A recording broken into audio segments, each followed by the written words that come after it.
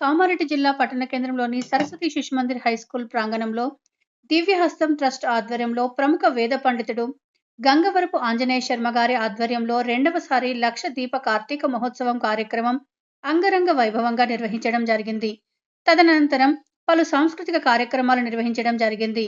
తదనంతరం శివపార్వతుల కళ్యాణం మరియు ఆకాశ దీపోత్సవం అంగరంగ వైభవంగా నిర్వహించడం జరిగింది.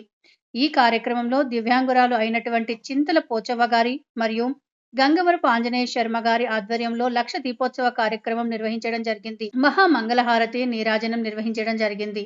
ఈ కార్యక్రమంలో భక్తులు అధిక సంఖ్యలో పాల్గొని శివపార్వతుల కళ్యాణాన్ని తిలకించారు. దీపం సర్వతమోపహం దీపేన సాధ్యతే సర్వం దీపరాజాయతే నమః.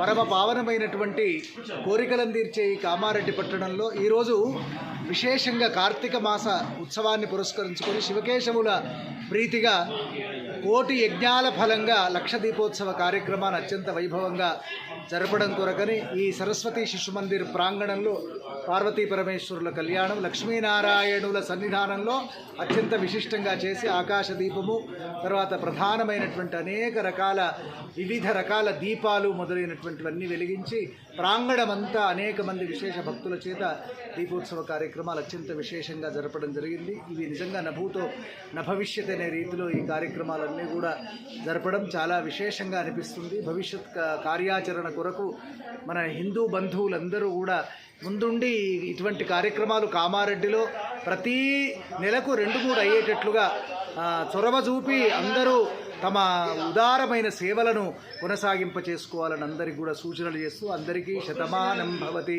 శతాయుః పురుషశతేంద్రియ ఆయుష్యేవేంద్రియే ప్రతిష్టతి. అందరూ బాగుండాలి, అందులో మనం ఉండాలి.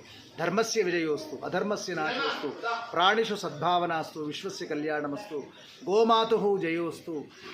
నమః పార్వతీపతయే హర హర మహాదేవ. భారత్ మాత కీ జై.